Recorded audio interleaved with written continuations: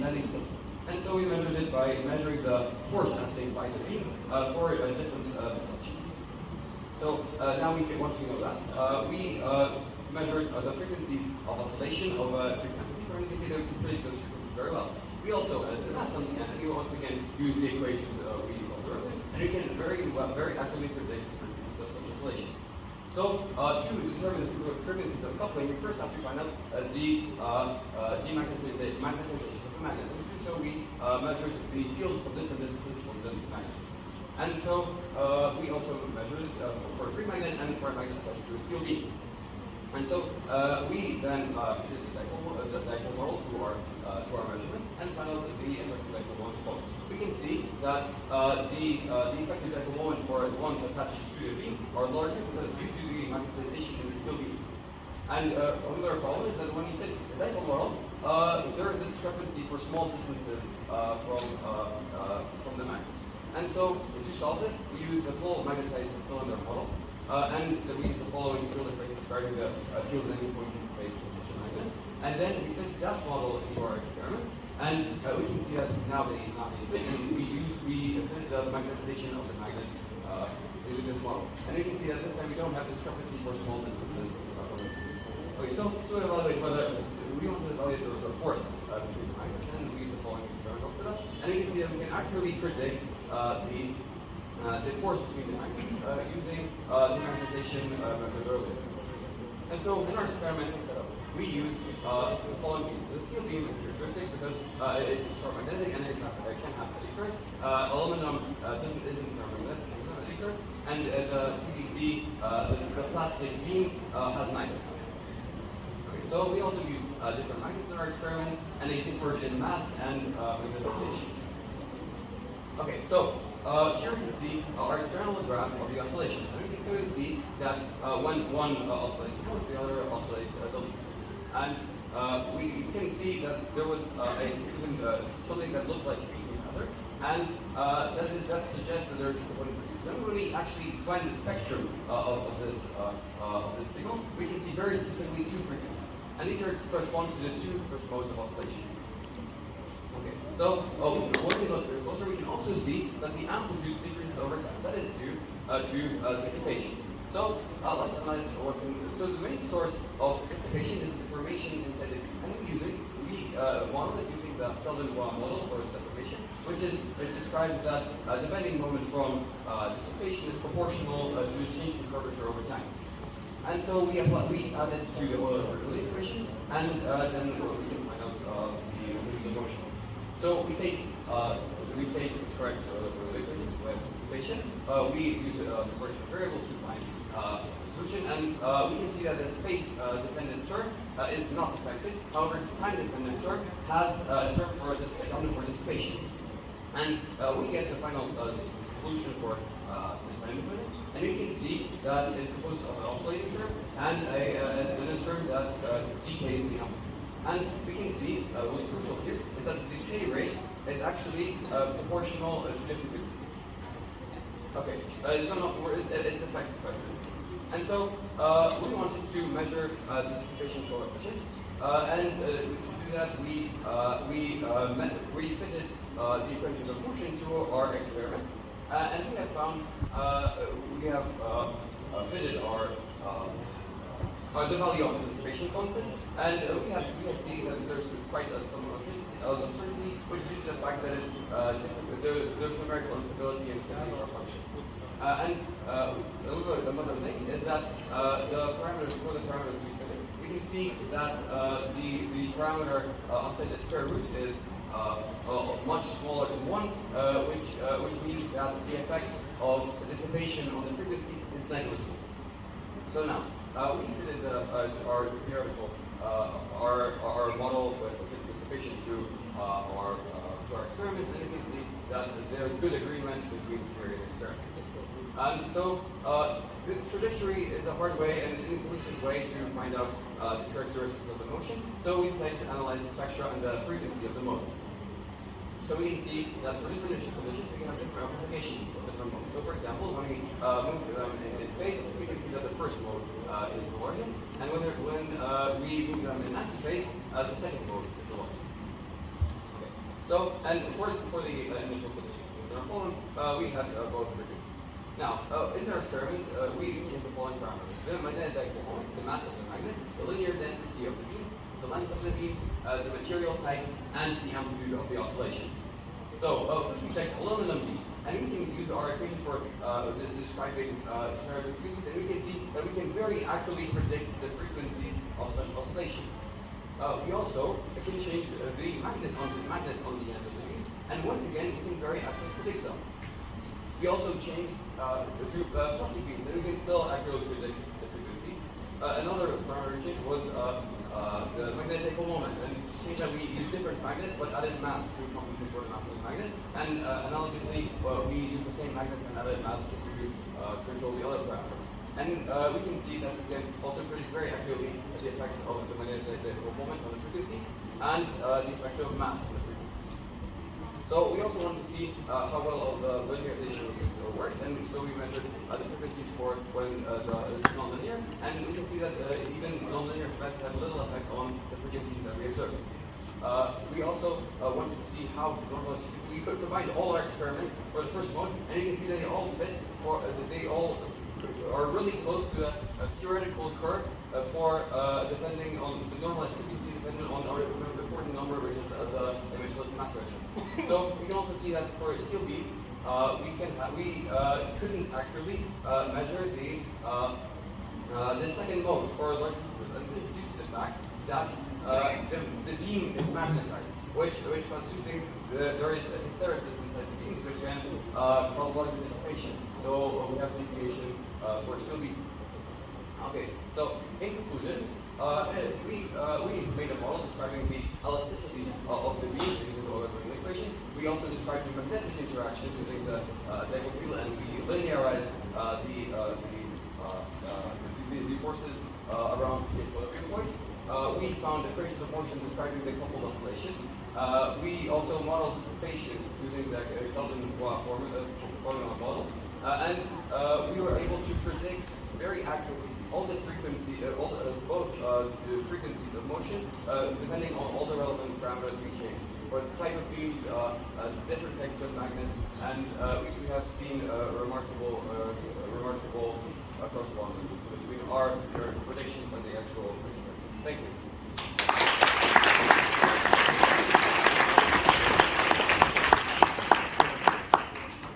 Questions of the opponent, please. Throughout all your theory and explanation. Can you hear your question? Sorry? Did you do a dipole model in all explanation of your theory? I still can't hear your question, sorry. Did you use dipole model in every explanation of your theory? Well, I used my dipole model to model the magnetic force. When I wanted to measure my magnetisation, I used the cylindrical model. And what is the smallest expression between magnets? Smallest expression between magnets? Did you put magnetic distribution into account? Inclination between magnets? You mean that? for the parameter that we used, our beams were 1 meter and the oscillations were 1 centimeter. So the angle of the magnets were negligible, and they were always on the same axis. And is there any relevant also this equation other than the deformation and aircraft? Other than aircraft? Aircraft and deformation. Well, of course, there's any current that I mentioned, but there are also negligible systems with very small frequencies of oscillation. And your liquid is made up of steel, right? Sorry? It is steel, right? Well, yes, I use different springs. I use steel beams, I use plastic beams, and I use aluminum beams. Did you have any separate experiments to quantify your parameters? Separate experiments to quantify your parameters. What do you mean by separate experiments? Experiment. For what parameter? I don't know what parameter. For example, the bending coefficient or the elastic coefficient of the steel. No, I measured the bending coefficient by measuring the pressure. So are you asking like different ways I can check it? Well, okay, so I will check it. Well, yes, of course. That's the reason why I made checks for the cantilever, and I can see the cantilever was satisfied. Did you find separate frequency representing the oscillation? Sorry? Did you find separate frequency from your raw data? What do you mean by separate? How do you find the frequency? Well, I measured the frequency by taking the Fourier transform of the trajectory. Did you ever investigate the individual mode of the oscillation? Individual mode. Well, I don't understand. The first mode and the second mode, did you investigate into that? Short answer, please. The frequencies and we Okay. all two modes. Thank you. Okay, thank you very much. Preparation time.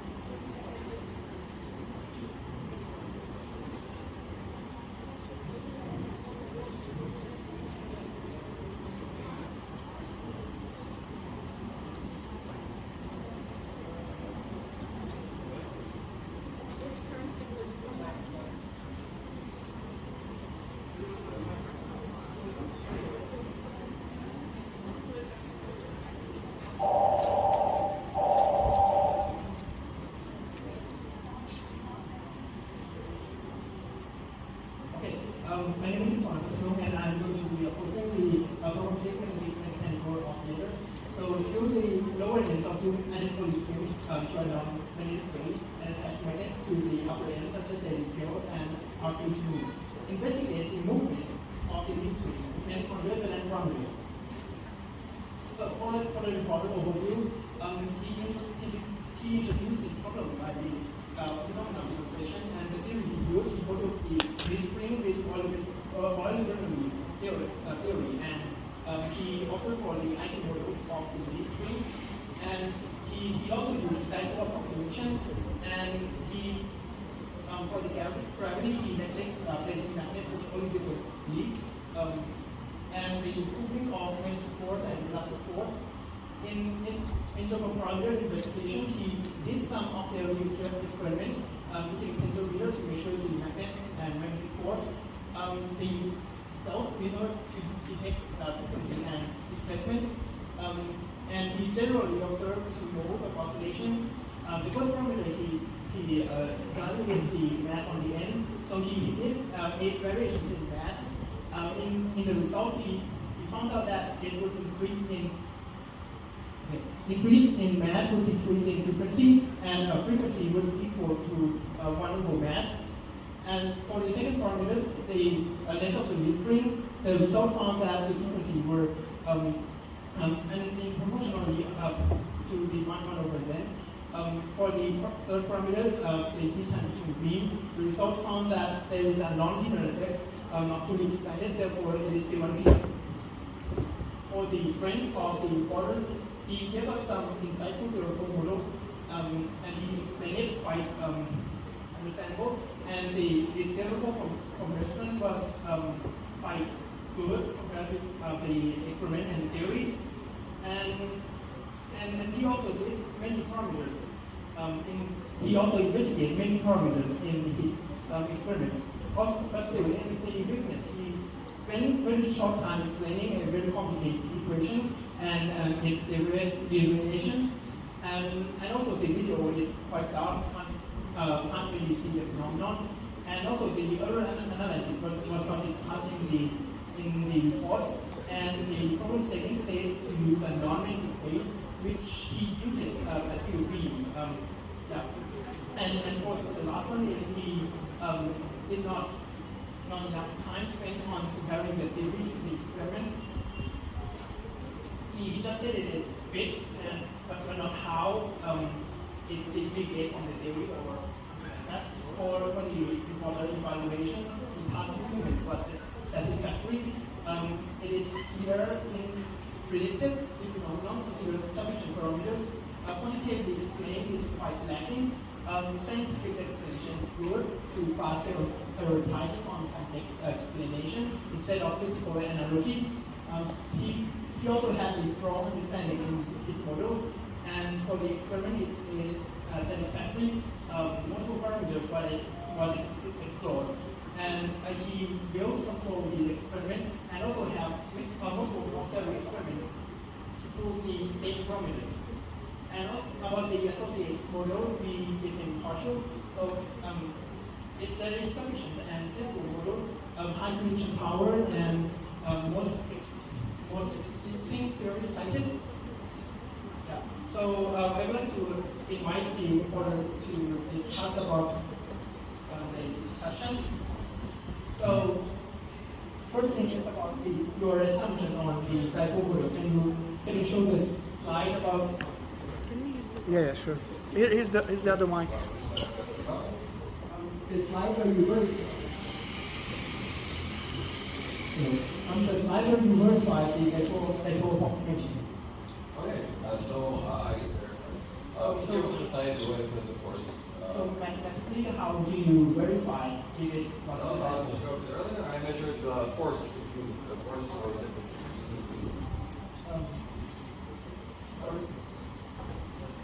So right here, I measured the force between the magnets and to determine its experimental points, and I also measured independently my magnetization of my magnets, and then I used this dipole model and I plotted them on the same spot, and I can see that my dipole model predicts very well the force from the magnet, between the magnets. For the realm of distances that I used in my experiment. So, my magnets in the experiment oscillated around 6 to 7 centimeters. So this value is removed from the vacuum value. What? They use your Yeah, vacuum permeability is a tabularized number, and it's very well known up to many points after it's very conceptual. This is perhaps the view and somehow shape fit the cycle of optimization. This is calculated to utilize the This is track the magnetic field other than force, and you track the magnetic field. Magnetic field. So my suggestion over here is you might plot a logarithm on both axes. Okay, and let me show you the plot. Did you ensure that these slope were exactly what should be seen from the approximation? Well, see this curve? This is the curve that describes the field from a cylindrical magnet, and this is the dipole model. And we can see earlier, here, there's straight lines. So because because the dipole model is described by a power law, on the logarithmic plot it's linear. But the field from the cylindrical magnetized model is non-linear. It's not a power law, therefore. Okay, so in which range the dipole approximation is valid? What? In which range of the statement that the dipole approximation? When you're looking at how the experimental field deviates from the theoretical, you're supposed to, when you're using this measuring the field and fitting the dipole, you would have to have the number. The unit. The dipole model is evaluated at infinity, and that is why it's inaccurate. That is why I wanted to pick the magnetized cylinder model so that I can actually find out. If it was too close. If it was too close, it will not valid, right? Sorry? If it was too close, it will not valid. No, look. Well, okay. I think what you're asking about is my linearization. So this is actually what I found for the field, and I found magnetization. But it's true, I linearized my force. And could you show the I think it's okay. I think we should go on. But I think it's important. You asked about it. I like to. What I want to add is that in which range the dipole application will be valid in at least what separation for each matrix. Sorry? So, the dipole approximation will not be valid in a very close separation, right? The dipole approximation. So what I did is I used Taylor's series approximation to find out I wanted to here right here. So I linear the real when I use the magnetic dipole model, it's nonlinear, right? But to get analytical solutions in my equations, I had to linearize my equations for The reporter, please answer the question that the opponent asked. Is the dipole approximation valid for all ranges? No, if I had an amplitude of oscillation that was larger than the realm that I experimented in, for example, if I made it really close, then it would be not valid. That is why I measured my experiment for small amplitudes. But what's interesting, that even when I experimented for large amplitudes, where the force was nonlinear, the frequencies were roughly unaffected within the realm of our uncertainty. Okay, I think we should move on. I understand it. So, if you so you found the frequency from the Fourier transform, right? And then you show the for the first mode and second mode. Can you explain why the oscillation initial the initial displacement together in phase together would result in a peak in only first mode? Can you explain about that? Okay, so what we're investigating here, we have several different frequencies of oscillation, and now initial conditions determine the amplitudes of these frequencies. And so if we select initial conditions such that the first mode is induced only, so for example, we deflect it from the end, we only see the first mode of motion, and then in the first transform, we also see the first mode. However, when we induce, for example, when we pluck the beam in the middle, we'll have also induced the second mode of oscillation of the beam. I get it. You can see, right? And the second mode, what is it about?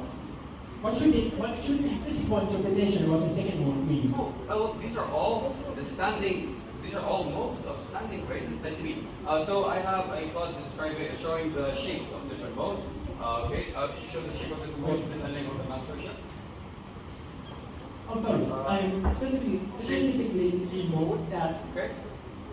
No, the shape curve. Sorry, I'll just slide. So, do you think that some modes that you observe would be dependent, strongly dependent on the magnetic interaction? Okay, well, once again, I can hear your question. I will show this. So here we have a couple of the first modes of oscillation. This is the first one that we can induce first. Then this is the second one that we have seen in the photo. And clarify it. So when you have a magnet and then you oscillate in such the initial condition or something like this, do you think that the mode that from present in your Fourier transform came from some contribution from Please stop the clock. Stop the clock, please. Please wait a little bit. Could anyone help us with this? Okay. Okay. You may restart the clock. Thank you. The clock is running. That's why I said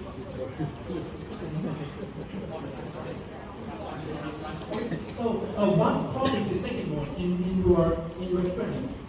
Can you show the experiment, not the theory? Okay. Do you mean the external photo where it just presented the The Fourier transform. Okay, so let's look at the Fourier transform. Can you answer what is the cause of the second mode? So when we have oscillations in interface, we'll have this second mode that I mentioned, and this is due to oscillations and magnetic interactions. So it's crucial that the first mode is independent of magnetic interactions. So you are saying is that what you are saying is that the second mode is dependent on the magnetic interaction, right? Yes. So did you vary the separation between the screen? Well, I varied the magnetic mode of my magnets, and I varied the elasticity of my spring by varying the length and the type of magnet. So that changed the equilibrium. The length between magnets? Yes, the length between my magnets vary. And do you find with the second mode sheet to the right or the left, if you vary further? So what happens when they separate? When the magnets separate, we might have the magnetic interaction becomes smaller. So what happens is that the magnetic interactions are small and they come closer. However, if we increase the magnetic interactions, the distance between this mode will stay constant and the second mode will increase. Okay. We have larger frequencies of oscillation. It will increase in terms of frequency or the amplitude. In terms of frequency or amplitude, that it increases.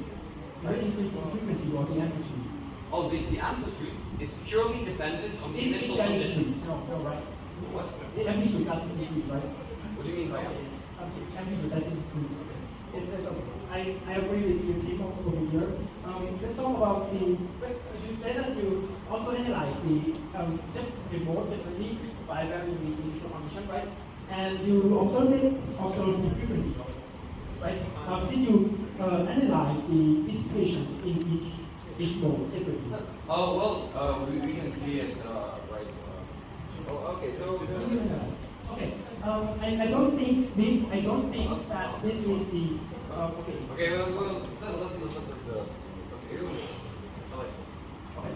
I don't think that this is the only first mode or only the second mode. I think you said from the frequency you said that if you vary the conditions such that it's in phase together, you will only see one frequency, right? Peak of one frequency, maybe. Well, if I set the initial conditions such that only how many frequencies? Well, if they're totally in phase, then there will be only one. So it should not create something like this. Yes. It should be a perfect sinusoidal, right? Sinusoidal and damped by. Yeah. So what I'm saying is that you did not deeply observe or investigate each normal mode, right? No, that's not true. So look. So my model predicts different dissipations for different frequencies of vibration, which is due to the fact because I modeled it using the following purposes. So then when I look at how when I can get the coupled motion, I have two frequencies that compound to this motion, and I can look how they are affected separately because I can use the Fourier transform to separate them out. All right. Thank you very much. Time is over.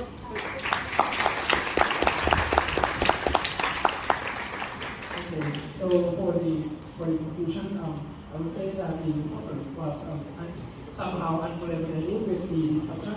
So what and for about the first topic about the approximation, I would also agree that he did some of the experiments to prove his dipole approximation. However, I think that we should call a reference and then which he did, but I think there is a way to tell it more clearly that the dipole moment works in which range, and also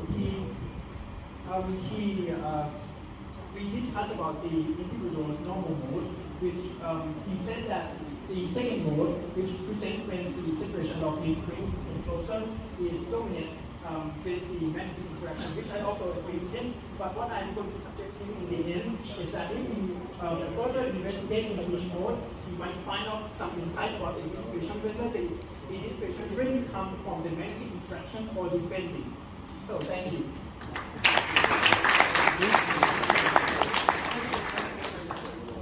Hello, I'm Lavriková, and I'm the reviewer, and I have a few questions. So first of all, I'd like to ask, how were you initially displacing the magnets? I released the magnets by slightly bending the space. Okay, with hand? Sorry? With hand? Yes, I receive And around you less were- than 1 centimeter, and then I release it with. Okay, and you were able to observe different modes with release mechanism like this, right? Well, as you can see on my slide, where when I change Okay. I can see the spectrum. So let's move on, please. My second question is it a harmonic oscillator that the oscillations you observe? That is a harmonic oscillator is an approximation of reality, and I made a Oh. much better approximation with Euler-Bernoulli theory. This is Okay. oscillator, and Thank for, you. the crucial thing is that. Thank you. Let's move on. Okay. Well, the springs can oscillate with different modes, and I want to ask whether the different modes of oscillations of springs affect the movement of the upper point. Of course, the oscillations of the Oh, spring okay. can affect it, but depend. Oh, I can okay. set the Thank you. initial conditions such that the effect of Well, now a question for the opponent. You spent large part of the discussion on the dipole approximation, so do you think the dipole approximation is valid? It is valid in some way, but he didn't clarify it. Okay. Could I clarify? Okay. How exact? Of course, yes. You can I go find on. the equilibrium point, and my magnets oscillate around the equilibrium point, and I center my linearization around the equilibrium point, and then they work in the range of It oscillations. is clear for me now, thank you. Next, I'd like to ask how exactly was the magnet displacement measured? What do you mean by magnet displacement? Like the top part. So at first I measured the distance for the equilibrium point, and then I Okay, used but a string. was it tracked? Like in tracker, or how was it tracked? No, I measured the initial conditions by measuring the length of the string for the experiment where I varied the amplitude of oscillation. Okay, I will move on. Well, in slides 52 and 53, we have an equation. What are beta and h here, and why are there non-integer powers?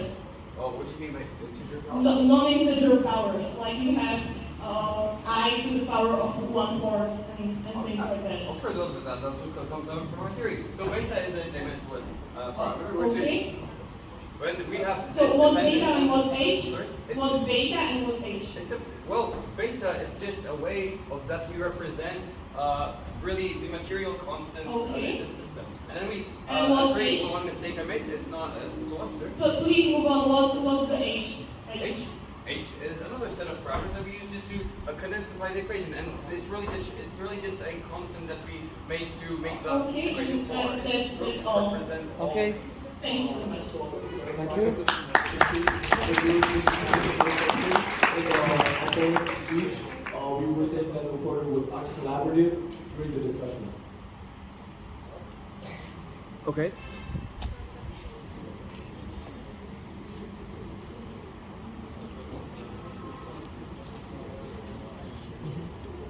Wann willst du die Grades veröffentlichen, direkt nach dem Fight?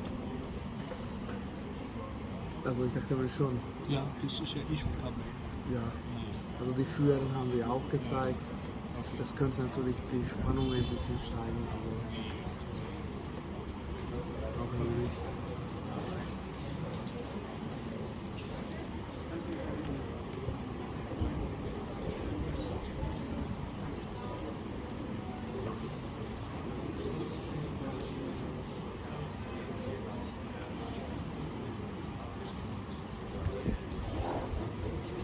We don't have the names. Yeah, we're not taking for him, but please, the participants, write your name on the board, just that we just be sure.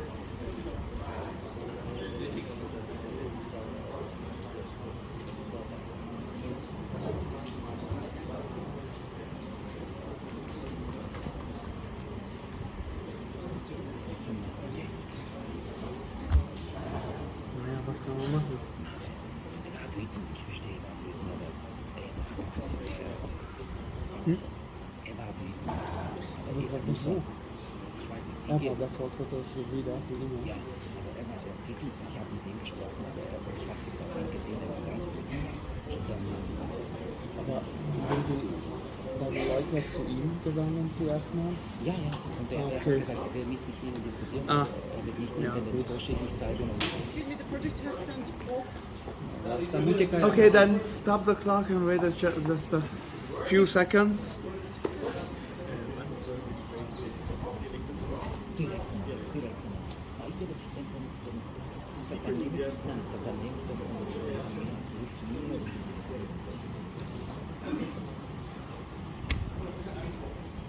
Okay, so hello, I'm Lavriková. I'm the reviewer of problem number 6, magnetic mechanical oscillator. And well, we have already seen the task, and we investigated 2 tasks in this task, and they were to investigate the movement of the springs and create a theoretical model for set motion. So first, let's move on to the report. I think from the report everything was like quite clear. We have seen a bunch of experiments and really nice theoretical model that accounted for many important things in this phenomenon, such as Euler-Bernoulli equations that modeled the movement of the springs and in different modes also. Well, there was some dipole approximation made, which was fitting for some range of experiments, and it was justified. But also we have seen improved model where they did not use the dipole approximation, but also continuous magnetization of cylinder.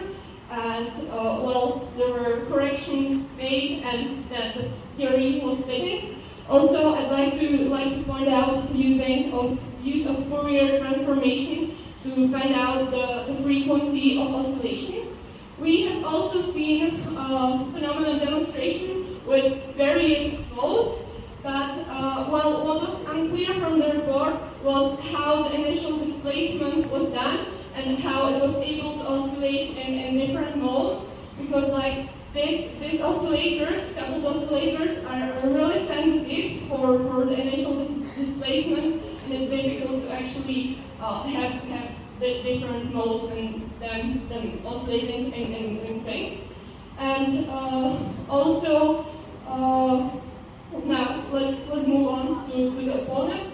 Well, the questions and the speech, we think that many of the questions were actually irrelevant, and well, we did not agree with many points in speech, but for the nice part, he pointed out the experimental part, which was really done nicely. But well, he mentioned that the comparison of theory and experiments was unclear. Well, it was. He was right that it was it just fits. Maybe it would be nice to see why the theory fits more explained, but it was already really nicely explained. And also for the relevant questions that we like, he asked about eddy currents and how trajectory is measured. Now let's move on to discussion. First of all, the first and the most major topic of the discussion was dipole approximation, and the opponent was asking whether it's valid, and well, we got to understand that it's valid in the range of small amplitude, which is right, and also it was fixed for the magnetized cylinder in the report, and it fitted well. Also, the opponent asked about linearization. In our opinion, it was valid, but it would be interesting to investigate the phenomenon, well, in the case when it's not linear anymore. Also, different modes were investigated and the creation of them, and also dissipation of energy, but it was just on the end of the discussion, and there should be put more emphasis on it, because dissipation is really important in this phenomenon, and it wasn't fully explained. Thank you. Thank you.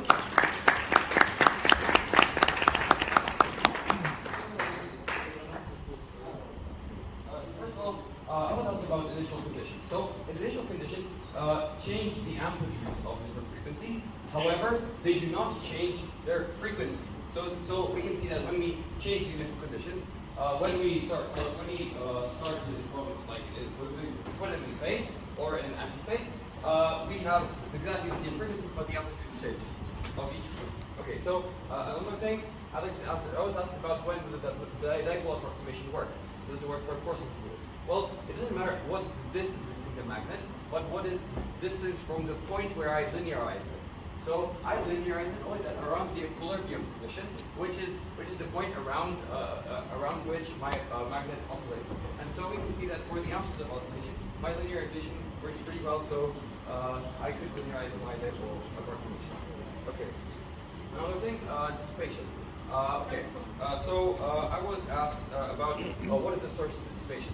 Now, we have seen qualitatively that it must be deformation. That is the biggest reason. So first of all, one of the things we used for basic research paper that we learned here that deformation is the first thing. But we also have seen experiments that air dissipation was very small due to air drag, which is proportional to velocity squared, and velocities are very small for some location of our experiment. So it's like 1 or 2 hertz. So dissipation due to air drag should be negligible. Another thing, the main difference between the damping for different beams was between like the plastic beam and the steel beam, which have different, has to be due to the different ways that they deform and how they dissipate information. And so that is why we use the following model. Now another thing, I was asked about how different modes of oscillation dissipate, and of course I included this in my model in this here in the decay rate, and of course it's dependent on omega 0 squared, which is dependent on the number of modes that I was thinking. All right, thank you.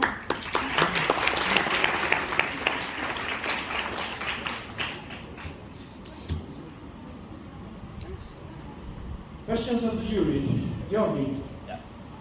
So, to the reporter, you mentioned that you checked that if you remove the linearization like for nonlinear magnetic force. But did you consider also in your equation when you had long modulus nonlinear deformations? Well, okay, I can show the one with the slide before. Okay, well, okay, here. So first of all, this mode is dependent mainly only on the deformation of string. They have irrelevant. Coupling has no relevance here, and so this proves that Euler-Bernoulli theory works. That we have no nonlinearity from large deformations. Now the second mode describes both. Thank you. The first That's one and the enough. second Thank you. Will you go to slide number 15, please? I was just wondering, there's so much talk about this one, but this is used in the dipole model, right? That's right. I linearize my equation. Did you use it later on in your magnetic cylinder model at all? No, I used this linear clear. information. I used the Okay, so when I linearize my equation, I have this magnetic constant gamma, which is dependent when I use it in my equations of motion. Yes, and so it's dependent on the magnetic dipole moment. I see. And That's fine. I get it. Other question? Can you go to slide 5? Easy. We are comparing the error bar. So the error bar is compared to theory and experiment. I don't understand Error bars complete. Where you compare theory and experiment. Oh, well, this is a model which I took from a research paper. Please go to the graph which shows the theory. How do you calculate this error bar? Okay, so we have the error bars from the distance from the magnet. We basically measured the distance of the magnets from the Gauss meter using what's called a ruler with like 1 millimeter accuracy. And then on the y-axis we have the magnetic field, from which the uncertainty was 1 Gauss plus the 2% of the value, which we found from the characteristics of the Gauss meter we used. Right, thank you. Just a short follow-up question. Could you go to the next slide, please? Thank you. What happened there with that point? Just somewhere in the middle? Did they know in the middle? I think it must be some kind of error. It clearly goes out of the trend. There's no physics in this. I believe it was an error. Go to slide 39. Okay, 39. 39, yeah.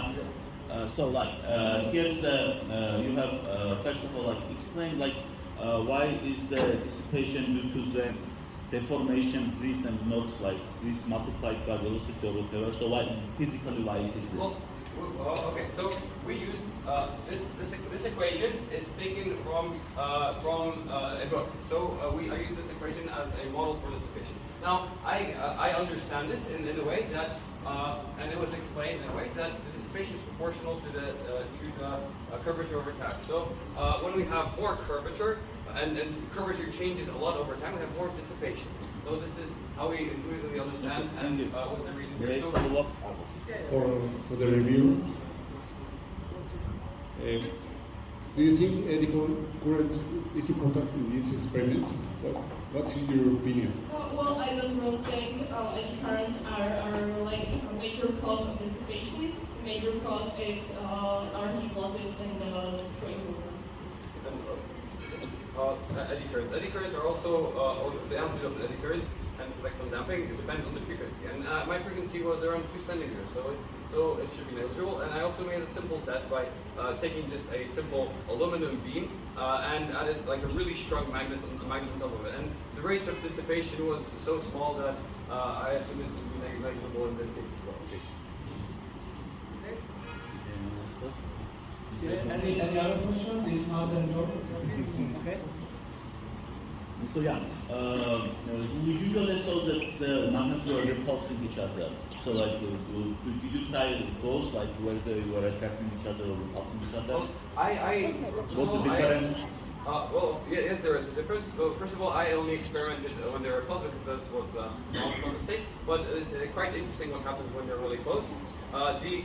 So when they're really close, the non-linearity of the dipole model increases, so the linearization will be less accurate. And so when they're larger distances, we have smaller force, we have lower frequencies of oscillation, so which are easier to experiment, which is why I believe Paul was stated like this and not the other way. All right, thank you very much. Time is over.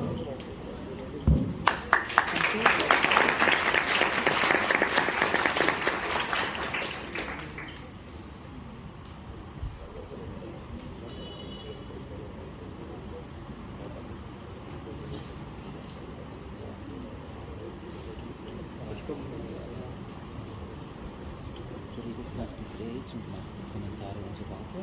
Ja, Und ja, dann gibst du es ja, klar. zu mir und ich mache das. Ja, wir machen es weiter. Klar. Es ist nicht zufällig, ich werde dann die Ergebnisse Ja. geben und sage, wir So wie werden es gibt ja kaum Menschen im Raum. Das ist Also auch eigentlich. und irgendwie dieses Jahr geht es alles. Naja. Also falls du das im Hotel organisierst, dann bleiben die Schüler Ja, einfach das im Raum. habe ich denen auch gesagt. Okay, ja.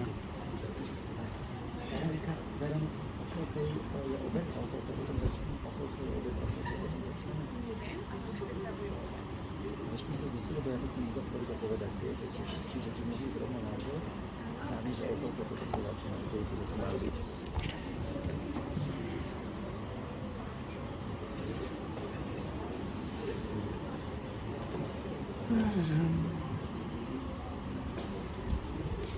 Ups. Kasy.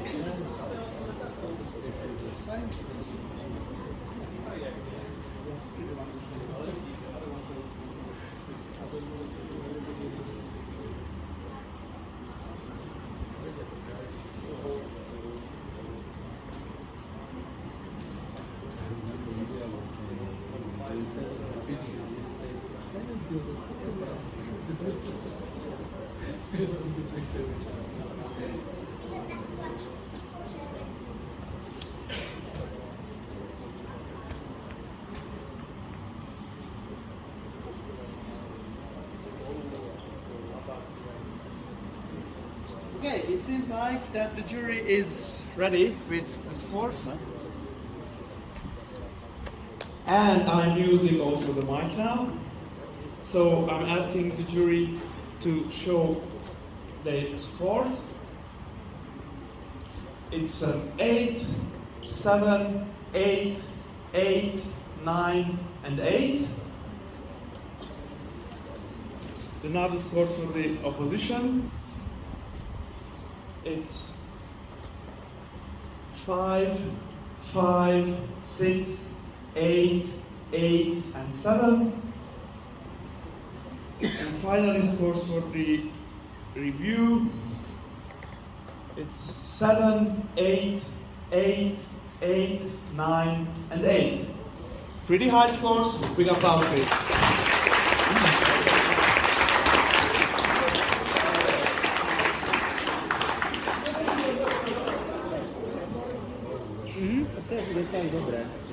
This is why the score should be second. Yes.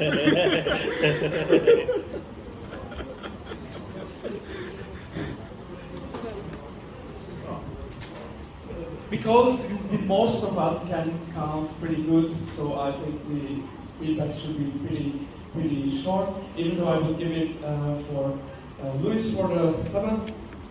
Short one, please. Yes. I like the most the experimental part, but I don't like too much the theoretical part. Thank you. Then study stuff, I guess, for the highest point, 9. Yes, it was the best presentation I saw in this IYPT this year. I think it was a scientific approach to the solving this problem. I like this presentation, and it was clear, and results are right. Thank you very much. Then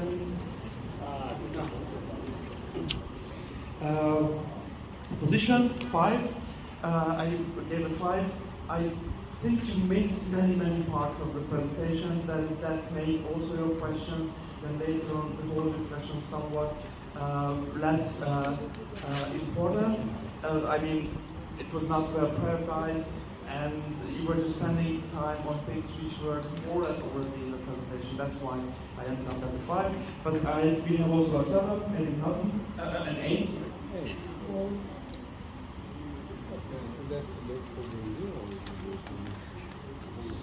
In the mic, please.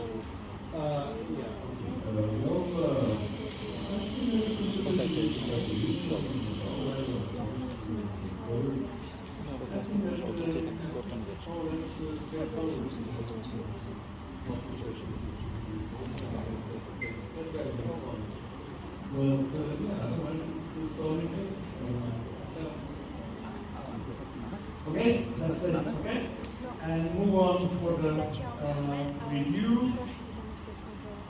I give a 7 because I think some of the things were already mentioned before, it was already discussed, and pretty much the discussion was for me a little bit something